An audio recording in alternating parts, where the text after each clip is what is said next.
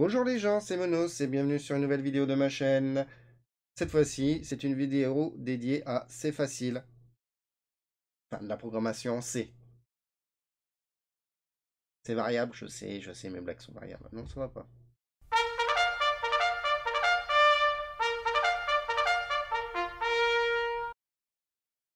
C'est parti pour le cours sur les variables. Vous allez apprendre à ce que c'est qu'une variable, à écrire une variable dans votre programme, à compter avec une variable, un petit piège de variable et la conclusion. Voilà, j'espère que ça va vous plaire. N'hésitez pas, le petit commentaire, le pouce vers le haut, la cloche pour rester averti qu'une vidéo sort. Et surtout, abonnez-vous à ma chaîne si ce n'est pas déjà fait. Bon visionnage, bon apprentissage, c'est facile. Allez, on va aller voir un petit peu la théorie des variables. On va essayer de faire ça très rapidement. Alors, c'est parti. Imaginez que une variable, c'est une boîte. Dans cette boîte, on peut placer des nombres. Voilà, tout simplement. Par exemple, dans cette boîte-là, je peux placer la valeur 3, la valeur 5, la valeur 8, la valeur 255. Pourquoi pas passer la valeur 36 000 ou 80 000? C'est le contenu de ma boîte. Tout simplement. Ma boîte, elle possède ce qu'on appelle une étiquette. Par exemple, variable numéro 1. Ou alors on peut la nommer autrement. Vie, position X, position Y, etc., etc. C'est le nom de ma variable ou de ma boîte.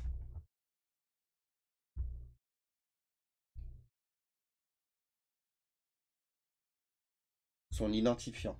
Tout simplement. Ceci dit, une boîte prend de la place en mémoire ou sur votre étagère. Par exemple, une petite boîte. On a dit une petite boîte, pardon. Une toute petite boîte, elle peut contenir peu de choses. Elle peut peut-être contenir un seul petit nounours. Ou alors une PC Engine. Mais c'est tout. En programmation, c'est pareil. Notre boîte ici, notre petite boîte, elle peut contenir qu'un octet. C'est-à-dire une valeur entre 0 et 255. Ensuite, pourquoi pas, on peut agrandir notre boîte. Elle fait un petit peu plus grande, elle fait 2 boîtes. Là-dedans, par exemple, on peut commencer à mettre une Master System, une Mega Drive, ou je sais pas ce quoi d'autre. Elle prend un peu plus de place en mémoire ou sur votre étagère. Elle prend 2 octets. Ensuite, on a un troisième format de boîte. Là, elle est beaucoup plus grande. Elle est équivalent à 4 petites boîtes. Cette fois-ci, à l'intérieur, on peut mettre plein de jeux, plein de jeux sur votre étagère.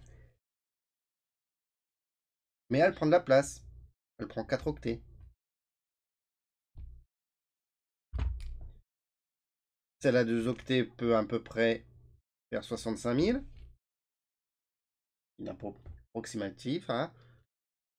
Et les boîtes à 4 octets, bon alors, on explose les valeurs. Et il y en a encore des grandes, mais en toute honnêteté, au niveau du rétro, on l'utilise pas.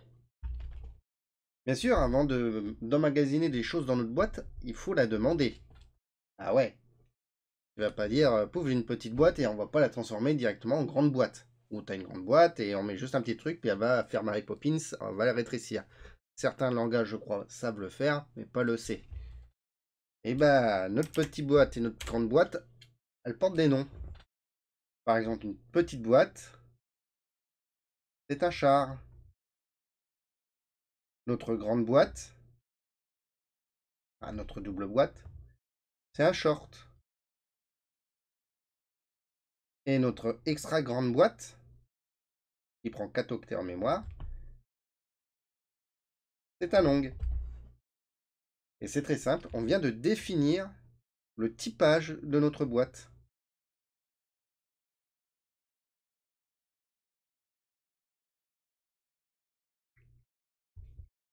Donc on a défini notre boîte. On sait ce que notre boîte peut contenir au maximum. Par contre, on sait aussi la place que ça va prendre dans la mémoire de l'ordinateur ou de la console. Petit cas particulier.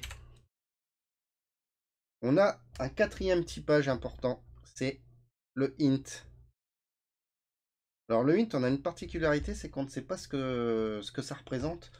Enfin, on n'est pas sûr de ce que ça représente dans le compilateur. C'est au libre choix.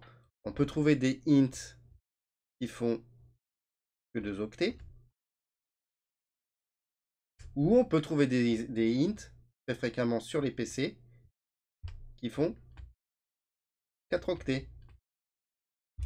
En fonction des compilateurs, on a des options qui permettent de choisir si notre int font 2 octets ou 4 octets. Ça, on ne le verra pas. Nous, on va rester sur du 8 bits avec SDCC ou CC65. Notre int, on sait qu'il va prendre que 2 octets. Qui nous permet de calculer des adresses mémoire ou bien d'autres choses. Allez, une petite troisième concept. Nos boîtes, on va travailler dedans. Par exemple, dans ma boîte, je lui fous la valeur 3. Puis après, je dis, tiens, je vais rajouter une valeur 2 à l'intérieur. Le contenu de notre boîte, ça sera tout simplement 3 plus 2, 5. Et notre boîte va donc retenir cette valeur. On peut mieux faire en plus encore. Admettons qu'on a une autre boîte qui vaut 5. On a une autre boîte de même taille qui vaut 10. Et on a une troisième boîte. Et notre troisième boîte, on lui dit, à partir de maintenant, je veux que tu ajoutes dans cette boîte ici la valeur de la première boîte et la valeur de la deuxième boîte. Donc,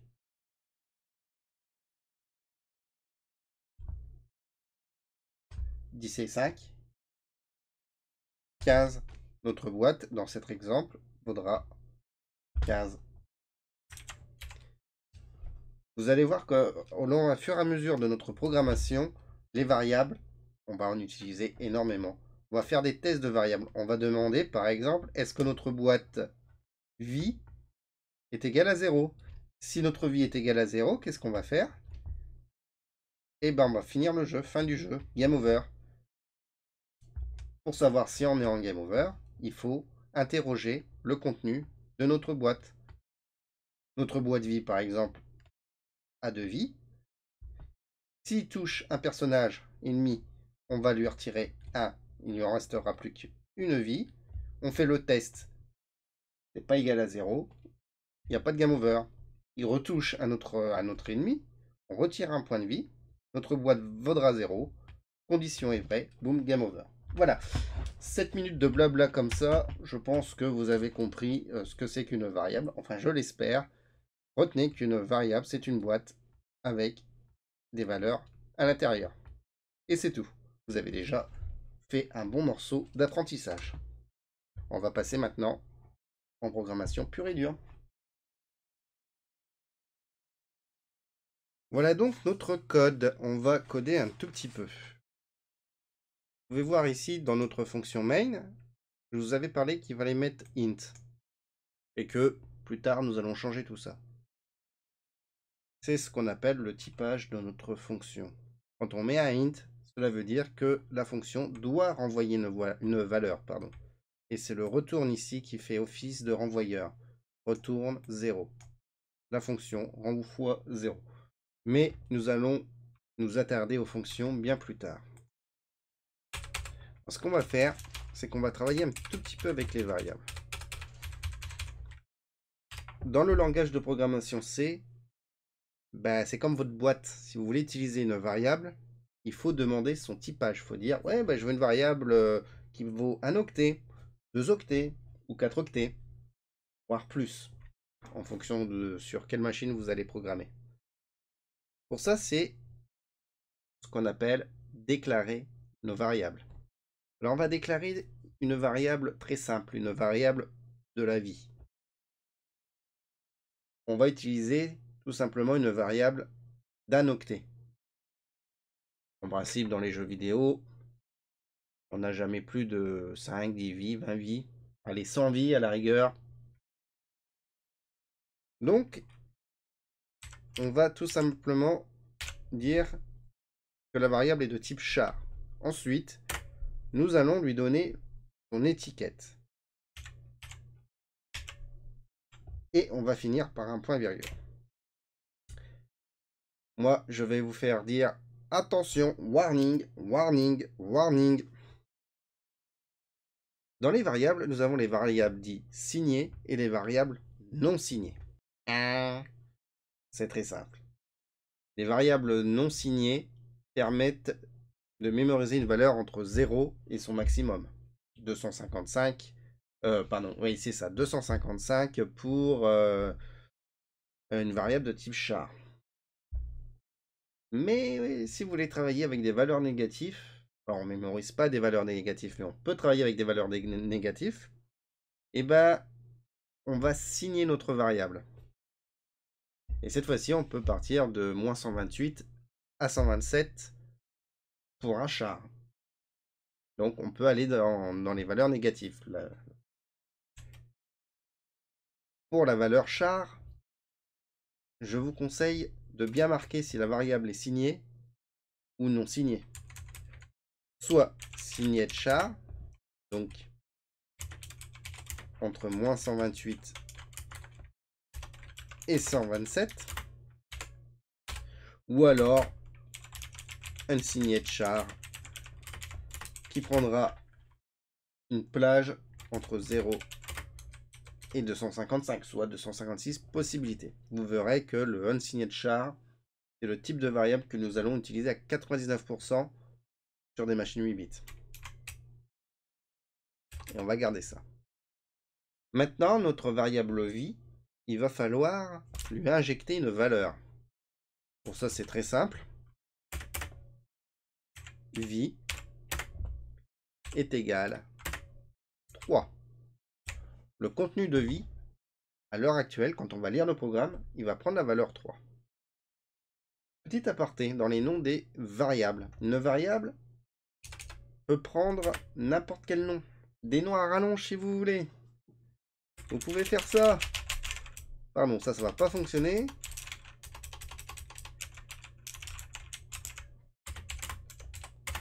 Et ben, le compilateur ne va pas brancher. Ce que j'ai écrit ici, c'est un nom de variable. Utilité 0. C'est illisible. On ne comprend pas ce que c'est. Donc c'est que si vous faites des noms de variables assez grandes, bah marquez ce que c'est. Faites-vous des penses bêtes. Vie, ça se dit, mais vie personnage joueur, c'est encore mieux. Eh ouais. Attention aussi, en langage de programmation C, une majuscule et une minuscule, c'est deux choses différentes. On dit que le langage C est sensible à la case. Vie, ceci, c'est deux variables différentes. Vous voyez, j'ai vie PJ en minuscule, PJ en majuscule, c'est deux variables différentes. Quand on écrit un nom de variable, la première lettre de votre variable doit commencer par une lettre alphabétique, quoi. Donc de A à Z. On ne peut pas commencer une variable par une valeur. Il faut toujours que ça débute par une lettre. Ou vous pouvez aussi débuter votre nom de variable par un underscore. À l'intérieur de la variable, vous pouvez mettre des underscores, des chiffres ou des lettres, ou des lettres, hein, tout simplement. Personnellement, je vous conseille de débuter par une lettre. Après, il y a plusieurs méthodes pour séparer les noms de variables. Moi, j'aime bien mettre un underscore. Certains vont mettre une majuscule au deuxième mot pour que ça soit lisible, par exemple vie personnage. D'autres va mettre des majuscules au début et à la fin. Il y en a qui s'en foutent royalement. Ils vont rester comme ça. Et moi, c'est vrai que j'ai une préférence pour l'underscore. Faites ce que vous voulez. Maintenant, on va afficher le contenu de notre variable dans notre printf. Et bah, c'est très simple. Dans notre hello world, on va lui mettre un argument, un autre paramètre. On va se mettre un virgule. J'ai dit virgule. Et on va mettre le nom de notre variable. Vie personnage. Et maintenant, on va tout simplement mettre un petit texte. Vie est égal pourcentage d.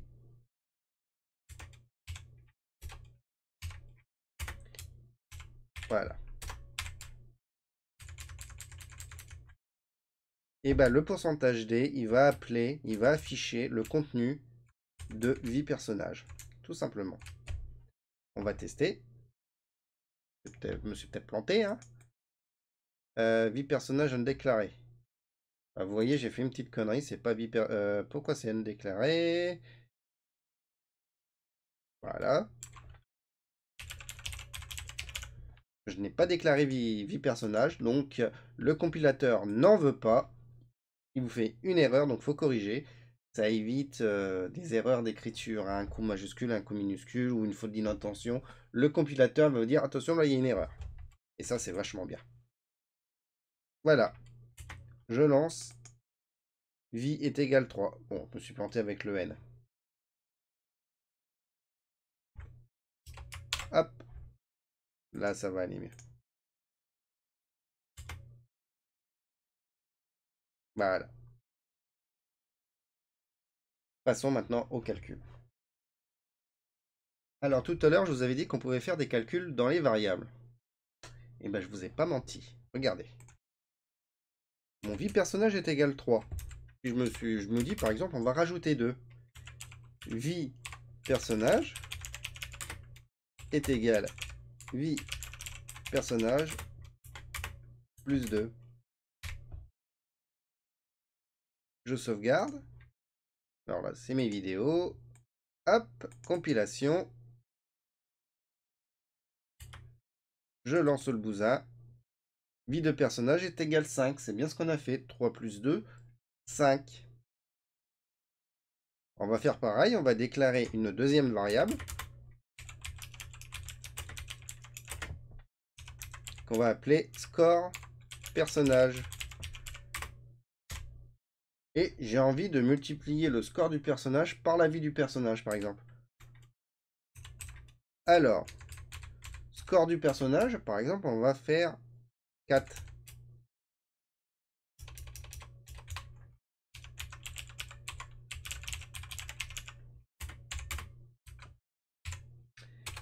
Et donc, vie personnage est égal score personnage fois vie personnage. Toujours les points-virgules. Qu'est-ce qui se passe donc concrètement? L'ordinateur va incrémenter, va mettre 3 dans vie du personnage. L'ordinateur va mettre 4 dans score du personnage. Vie du personnage, on a égal, ça veut dire que la boîte va être remplacée complètement. Est égal score du personnage 4 fois vie du personnage 3 est égal 12. On va voir si je suis bon.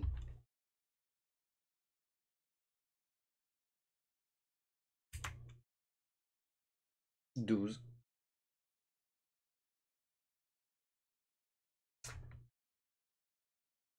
C'est bien.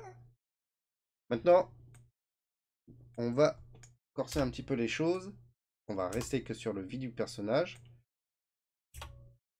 Et vous allez me dire, je me souviens, au collège, il y avait une priorité des multiplications. Et le prof, il nous dit toujours, toujours faire la multiplication ou la division en premier par rapport à une addition. Vous vous souvenez un petit peu de ça? Eh oui.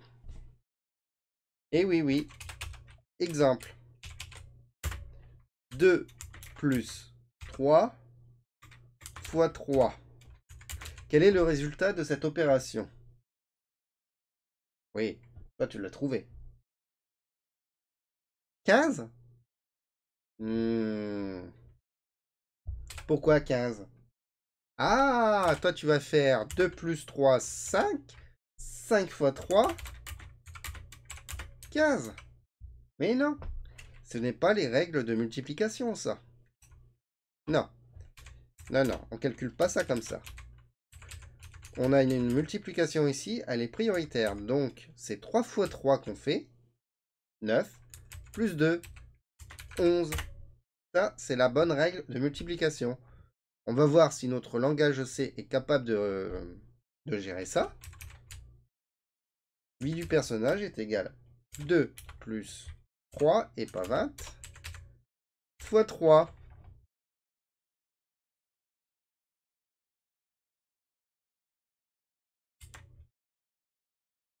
11 et pas 15. Donc, le langage C applique les règles de la multiplication et de la division. Et si vous voulez 15, et bah, c'est comme en mathématiques. Il faut rajouter les parenthèses ici. Et oui, en langage C, nous avons aussi des parenthèses. Et pas des charentaises. Ouh, ça a été nul celle-là.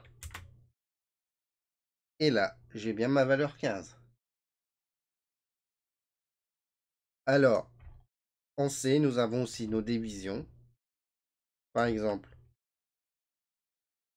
3 divisé... Enfin, on va faire 4 divisé par 2.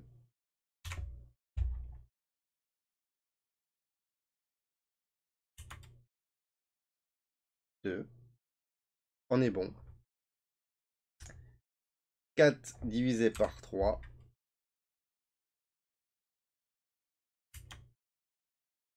Ah.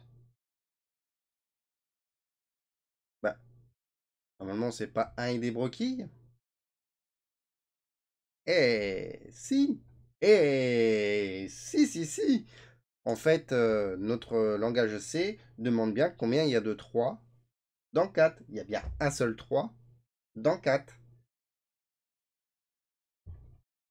On peut aussi demander un reste. Le modulo. Bon, là, ça va nous redonner 1 aussi, normalement. Non, ça va nous donner... Pardon. Oui, c'est ça, c'est 1. Parce que 3 fois 1... Enfin, 4 divisé par 3, ça donne 1. Il reste quoi? Il reste 1. 3 plus 1, 4. Bon, là, j'embrouille tout le monde. Pas de souci. Voilà, voilà. Et on va finir, on va voir une chose de plus. Plutôt une méthode. Vous pouvez sur une seule ligne déclarer plusieurs types de variables. Par exemple, vie de personnage.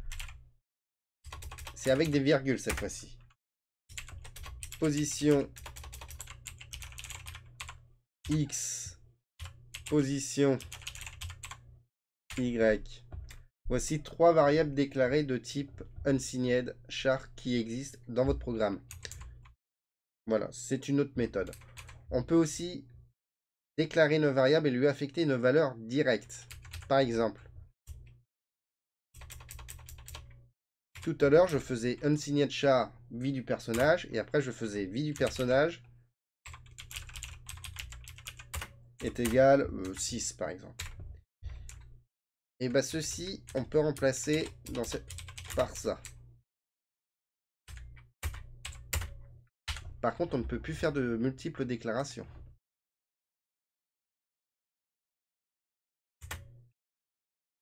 Voilà, ça fonctionne. Alors, suivant les compilateurs, il est assez intelligent. Si on déclare une variable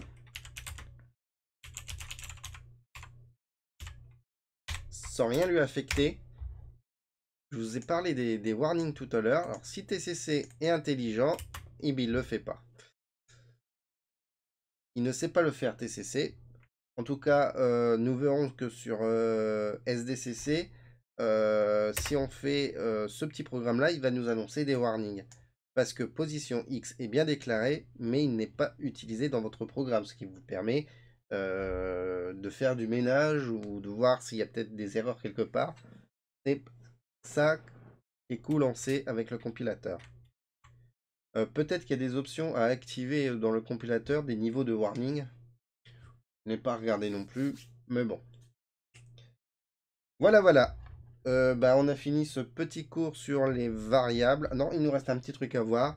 Je vous ai montré un peu les chars, mais on peut faire la même chose, par exemple, avec les int. Admettons que notre int vie personnage est égal à 50 000.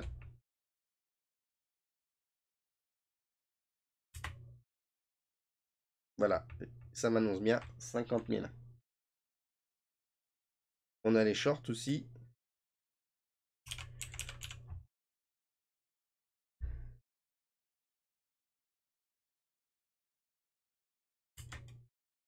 Donc ça marche très très bien. Alors maintenant, on va faire un petit truc. On va voir un petit truc. Allez, dernière partie de cette vidéo. On va être curieux de quelque chose. Je ne sais pas ce que ça va donner. On va dépasser dans un unsigned char les 255. 255. Qu'est-ce que ça donne ici? Donc, on a bien 255. On est au taquet, entre 0 et 255. Maintenant, on va mettre 256. On est en dehors de la plage. Alors, est-ce que TCC va nous donner un petit warning? Je crois pas, hein, je pense pas. Il nous donne pas un warning. Certains compilateurs donneraient un warning. C'est le cas de SDCC. Encore une fois, peut-être qu'il y a un niveau de warning à compléter. Et qu'est-ce qui se passe? Oh, on revient à 0. Oh, eh ben oui. 255 dans un unsigné de char plus 1, bah, on reboucle à 0. Voilà. Et l'inverse, c'est vrai, hein. On va faire 0. Puis on va lui retrancher 1.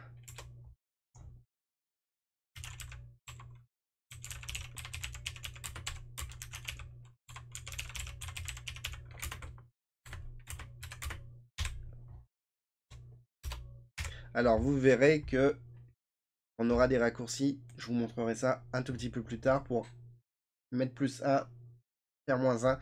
Mais je vous montrerai ça plus tard. Là, on retranche 1, notre vie personnage. Qu'est-ce que cela va se passer?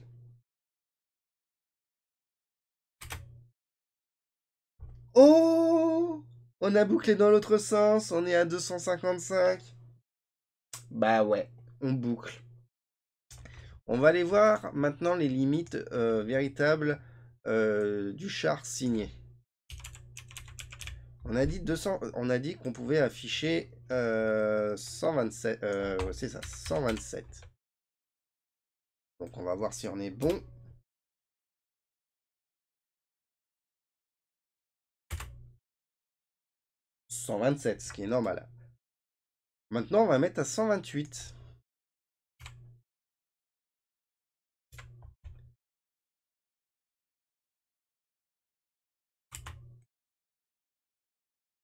Eh ben non, on reboucle, mais à 128. Ce qui veut dire que bah, notre borne dans un signet de char, avec ce compilateur-là, ça peut changer d'une norme à une autre, c'est de 128, de moins 128, pardon, à 127. Voilà, voilà, voilà. Je conclus. Et voilà, donc ce deuxième épisode de C'est facile vient donc tout simplement de finir, d'être bouclé. On a vu les prémices de la gestion des variables. Je vous ai montré ça en boîte pour vous expliquer un petit peu la théorie. On est rentré dans le vif du sujet avec quelques exemples en programmation. Vous verrez que quand on va aller plus loin, ça sera mieux. Le signé et le unsigned. Alors je rappelle que quand vous écrivez de la programmation, ne laissez pas le compilateur choisir si c'est signé ou si c'est non signé. Faites-le manuellement. Vous allez voir, vous allez gagner en problème bien plus tard. Les règles du jeu peuvent changer d'un compilateur à un autre, même si on peut redéfinir ça en ligne de commande. Mais bon. Les noms des variables, ce que vous voulez. Commencez par une minuscule, une lettre minuscule, c'est vraiment le conseil. Faites des variables qui soient lisibles, du moins quand vous travaillez sur PC. Peut-être que si vous utilisez sur des vieux compilateurs avec de faible mémoire RAM, peut-être que ça vaut le coup d'économiser de la mémoire RAM dans notre code source. Mais là, on est sur PC. Voilà, c'est pas la peine d'économiser de la RAM de travail sur un nom de variable. Bref, etc., etc. J'espère que ça vous plaît, hein, c'est le but. La troisième vidéo, on va commencer à parler un peu de conditions. On va tout simplement trifouiller un petit peu les conditions en C, ce qui va nous permettre d'éviter de faire un programme linéaire, parce que là, nous avons vu que le programme, il est linéaire. On prend une ligne, on le fait. Une deuxième ligne, on le fait. Une troisième ligne, on le fait. Et on va apprendre à choisir deux, trois trucs en fonction. Voilà. Ça sera donc le prochain cours, les conditions. Voilà, voilà, voilà. La semaine prochaine, du coup. Bisous.